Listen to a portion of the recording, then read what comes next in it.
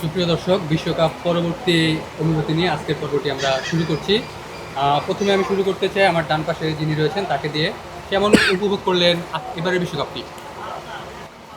সত্যি কথা বলতে এবারে বিশ্বকাপে সেমিফাইনালগুলো এবং ফাইনাল এই তিনটা ম্যাচের একটা ম্যাচও মানে প্রতিদ্বন্দ্ব ছিল না।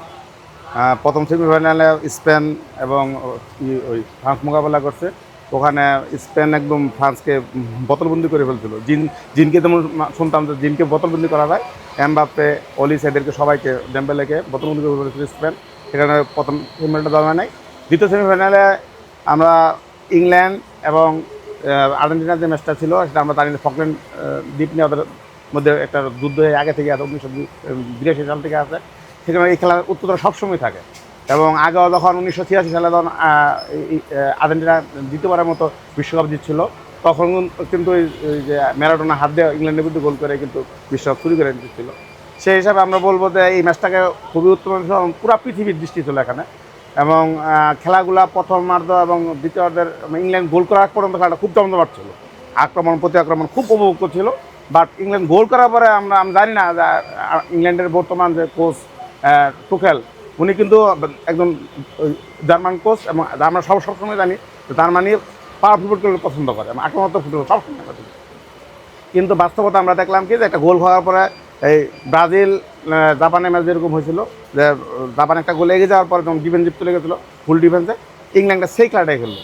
এবং খেলার পরে আপনারা জানেন যে আর্জেন্টিনার আক্রমণ বা পৃথিবীর সেরা আক্রমণ বাগের মধ্যে একটা, এবং সেখানে লিওনেল মেসির মধ্যে একদম ফুটবল জাদুঘর আছে, যাকে আসলে আটকে রাখা সম্ভব নয়, 40 মিনিটের মধ্যে আটকে রাখা সম্ভব। এবং সেই ঘটনাটাই ঘটলো। আমরা দেখলাম যে আর্জেন্টিনা ফ্যানটা যেটা বলে সুপার কামব্যাক, আসলে সুপার কামব্যাক ছিল। বিশেষ করে 2 নাম্বার গোলটা যেটা করছে, লাউতারো মার্টিনেজের হেড দিয়ে যে গোলটা করলো, আসলে দুর্দান্ত ছিল। আর ফাইনালের ব্যাপারে বলতে চাই যে আসলে আর্জেন্টাইন ফ্যানরা যে খেলাগুলো দেখছে, হয়তো মিশরের খেলাগুলো বলেন বা ওই অন্য খেলাগুলো, হয়তো আর্জেন্টিনার দিকে সমর্থন ছিল, রেফারির কিন্তু সহায়তা ছিল। কিন্তু তারপরও আর্জেন্টিনা অনেক সুন্দর কামব্যাক করছে, এটা বলতেই হবে। এবং ফাইনাল আমরা আশা করছিলাম যে আর্জেন্টিনা এবং স্পেনের খেলাটা দুর্দান্ত খেলা হবে। কিন্তু এখানে আবার দেখাই দিল যে না, গুরু ওই শিষ্য স্কটল্যান্ডে জানেন যে আপনার স্কটল্যান্ডের ছিল, শিষ্য ছিল, ওর কাছে কোচিং দীক্ষা নিছে। এবং দেখা গেল যে ফাইনালও বিশ্ববাসীও দেখলাম আমরা আসলে গুরু শিষ্য। এখানেও দেখলাম যে এই মেসিকে খুঁজেই পাওয়া গেল না। আপনার 90 মিনিটের খেলা, পুরা খেলা শেষ হয়ে যাওয়ার পর গোল শূন্য ড্র করার কারণে অতিরিক্ত আরও 30 মিনিট দেওয়া হলো, সেখানেও অন টার্গেট একটা শট নিতে পারে না। এর চেয়ে দুঃখজনক। আসলে আমরা আর্জেন্টিনার বিরোধী, আমি এজ এ ফ্যান হিসেবে, ব্রাজিলের ফ্যান হিসেবে। কিন্তু তারপর তো আমি বলবো যে আমার আসলে এই কষ্টগুলো এজ এ ফুটবল অনুরাগী হিসেবে, ভক্ত হিসাবে আমার হৃদয় ছুঁয়ে গেছে। আর্জেন্টিনার ভক্তদের জন্য আমি আবারও সরি বলছি, তোমরা খাওয়া দাওয়া ঠিকমতো করো, কাজ করো না। কিন্তু আমরা আসলে বিশ্ববাসী আশা বিমুখ করছে আর্জেন্টিনা, এটাই বলবো আমি। তো আমরা এখন চলে যাচ্ছি আমার বাম পাশে সম্মানিত অতিথি যিনি রয়েছেন তার কাছে। আপনি কেমন উপভোগ করলেন এবারের বিশ্বকাপ? বিশ্বকাপটা সর্বপ্রথম বলবো অন্য অন্য যে কোনো বিশ্বকাপের থেকে খুব আধুনিক, সব কিছুই প্রযুক্তির দিক দিয়ে এবং চাকচিক্য আমরা যেটাকে বলি, সব দিক দিয়ে ভরপুর ছিল।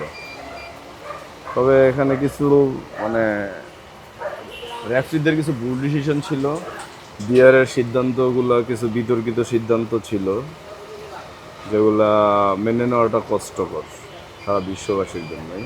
তবে এক দলের সমর্থকদের ভালো লাগছে। আসলে তো আমরা যখন খেলা দেখি, দুর্নীতিটা কিন্তু আমরা দেখতে চাই না।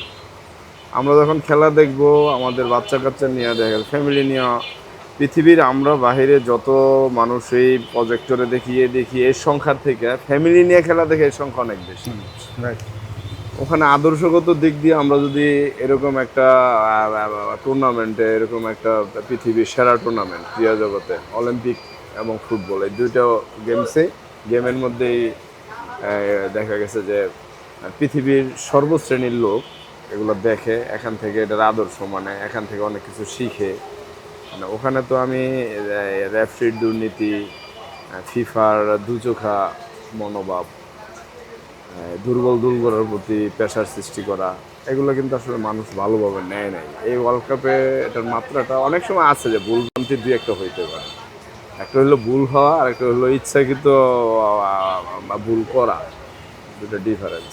এবার ওয়ার্ল্ড কাপে আমার এগুলা মনে হয়েছে যে এখানে আনফেয়ার কিছু, যেটা ফেয়ার প্লের ইয়ে নিয়ে, বাক্স নিয়ে কিন্তু হলো ফিফার জন্ম।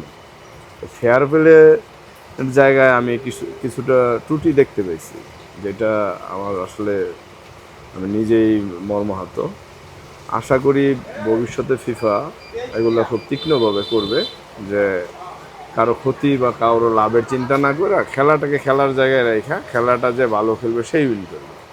এখন কাউকে আমাকে নিয়ে আসতে হবে, এই এই এই যে একটা মানে ঠিকাদারির ব্যবসায়িক একটা মনোভাব। আপনি দুর্নীতির যে কথাটি বলছিলেন আমি সেখানে আছি। এটা হয়েছিল মূলত মিশর আর্জেন্টিনার ম্যাচের পর থেকে। তো সেই ম্যাচটা নিশ্চয়ই আপনি দেখেছেন, আপনার কি মনে হয়েছে এই ম্যাচটা কি আসলে ফেয়ার হয়েছে নাকি কিছুটা পক্ষপাতিত্ব ছিল? আসলে এটা তো আমরা সবাই মিডিয়াতেও দেখছি, পৃথিবীতে যারা ফুটবল নিয়ে ভাবে, ফুটবল নিয়ে জ্ঞান চর্চা করে, অনেক লোকই বলছে যে মিশরের যে গোলটা মানে ক্যান্সেল করা হয়েছে, ওই গোলটা নিয়ে বিতর্ক আছে। আবার সপক্ষ কেউ কেউ কথা বলছে। এখানে আমি মনে করি ওইটা ওই 2 মিনিট 2.5 মিনিট পরে ওইটা ওই জায়গায় আরেকটা মানে আরেক প্রান্তে, মাঠের আরেক প্রান্তে ফাউলের ঘটনা। 2 মিনিট পরে গোল হয়ে গেছে, ওখান থেকে গোল উদযাপনও শেষ, ওখান থেকে বিয়ার চেক করে ওটাকে ক্যান্সেল করা, আসলে এটা আরও দ্রুত করলে পারতো। রেফারি চাইলে আর দ্রুত খেলা স্টপ করতো।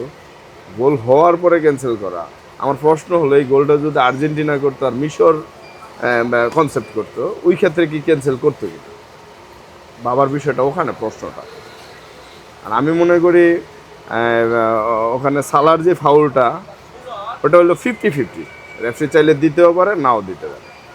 ওটা যে 100% হবে সেটা বলবো, হয়তো ডি বক্সের বাইরে হলে সেটা দৌড়তো রেফারি, কিন্তু ডি বক্সের ভিতরে হওয়াতে সেটা সে ধরে নেই।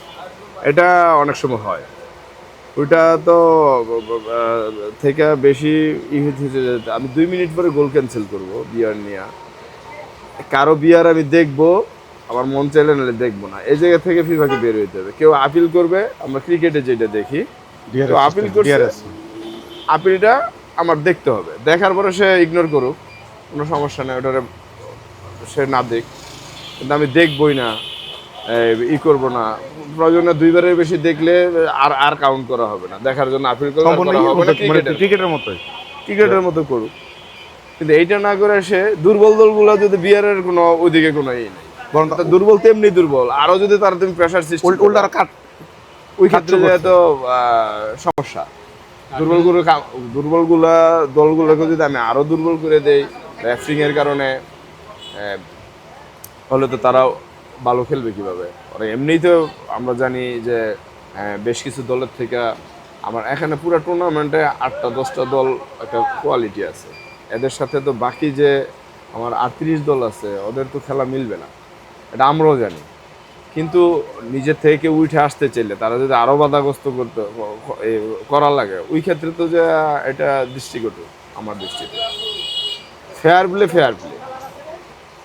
যে ভালো খেলবে সে জিতবে, যে খারাপ খেলবে সে হারবে, খেলার মধ্যে সেটা প্রমাণ হয়। আমরা মেকানিজমগুলো এগুলো আমার ভালো লাগে। আর এমনি সব চাকচিক্য এভরিথিং সবই ছিল ভালো। এখন আমার মতে সব মিলে ওভারঅল যদি তুমি বিশ্বকাপ নিয়ে বলতে বলো, তাহলে কিছু ডিসিশনগুলো দুর্বল দলের বিপক্ষে গেছে, আর বাকি মোটামুটি সব ঠিকই ছিল। আসলে মূল অভিযোগটা যেটা ছিল সেটি হচ্ছে যে রেফারির সিদ্ধান্তগুলো যেমন সালাকে ফাউল দেয়নি, এটি আসলে মূল বিষয় ছিল না। মূল বিষয় ছিল হচ্ছে একই ম্যাচে রেফারির দ্বিমুখী আচরণ, যেখানে আসলে ম্যাচের শেষের দিকে যখন আর্জেন্টিনা তাদের পাশে যেটা কামব্যাক করছিল, তো ওই মুহূর্তে যে ফাউলগুলো তারা করেছিল বা গোল খাওয়ার পর যে ফাউলগুলো করেছিল সেদিকে রেফারির দৃষ্টি দেয়নি, বিপক্ষে তাদের বিপক্ষে ছোটো ছোটো ফাউলগুলোর বিষয়ে আসলে খুব বেশি দৃষ্টিপাত করেছে রেফারি। তো এরকমই আসলে অভিযোগ আর্জেন্টিনার বিপক্ষে যারা আসলে অবস্থান করছে তাদের, এমনকি অনেক আর্জেন্টিনার সমর্থক আসলে এই ম্যাচটি নিয়ে প্রশ্ন তুলছেন। তো আপনি কীভাবে দেখছেন? সত্যি কথা বলতে দেখেন, আপনার আমাদের সিনিয়র সিজন বাজির কথাগুলো আমার সাথে সম্পূর্ণ একমত। সত্যি খেলাধুলা ছোটো দল বড় দলের মধ্যে এখন গ্যাপগুলো আগের মতো নেই, ঠিক আছে? যে কারণে আমরা দেখলাম কি আর্জেন্টিনার মতো সুপার পাওয়ার রানিং বিশ্ব চ্যাম্পিয়ন সেই টিমের সাথে বেসিক্যালি 3-0 গোলেই আগায় গেছিলো, যদি ওই 2 নম্বর গোলটা মিথ্যা অভিযোগে মানে বাতিল না করতো। এটা কি মনে করলেন আপনি যে মিশরা তো বিশ্বকাপ জেতার বা স্বপ্ন নিয়ে লক্ষণীয় আসে নাই, তারা সর্বত্র কোয়ার্টার বা সেমি তো আমার মনে হয় সর্বোচ্চ কোয়ার্টারে, ওর সাথে যেত কোয়ার্টারে যেত। সেই মিশা সুপার পাওয়ার রানিং চ্যাম্পিয়নকে হারাইয়া দিছে, তার মানে কি একটা নতুন দলের উঠতি আগমনী বার্তা ছিল, সেই আগমনী বার্তা অঙ্কুরি বিনাশ করে ফেলছে, ঠিক আছে। আর যেই বিতর্কগুলো ছিল এগুলো নিয়ে নতুন করে বলবো না, সিজন ভাই সব বলে দিছে। আর এরপর থেকে একটা জিনিস খেয়াল করবেন যে এই কথাগুলো নিয়ে সামাজিক এত আলোচনা হয়েছে, এরপর থেকে আমরা একটা নেগেটিভ বাক্য যদি ইউজ করতাম যে আমি শব্দের উত্তর করতে পারতাম না, আমার সাধুর দল, এটা বিপরীত হবে। সাধুর দলের খেলা কবে সার্চ দিলে গুগল সেটা দেখা হতো। তার মানে কি এটা আসলে শুধু তারা আর্জেন্টিনা ফ্যান তারাই মানে না বা মানতে চায় না, মানতে কষ্ট হয়, বাকি কিন্তু পৃথিবী এটা মানে নিচ্ছে। সো আমি চাই যে সিজন ভাই হতো ফিফার যে ফেয়ার প্লে নীতি, সিজন ভাই যে কথা বললো, আমরাও চাই যে ভবিষ্যতে যখন 2030 যখন আবার খেলা হবে আমরা ফেয়ার খেলাটা দেখবেন ইনশাআল্লাহ।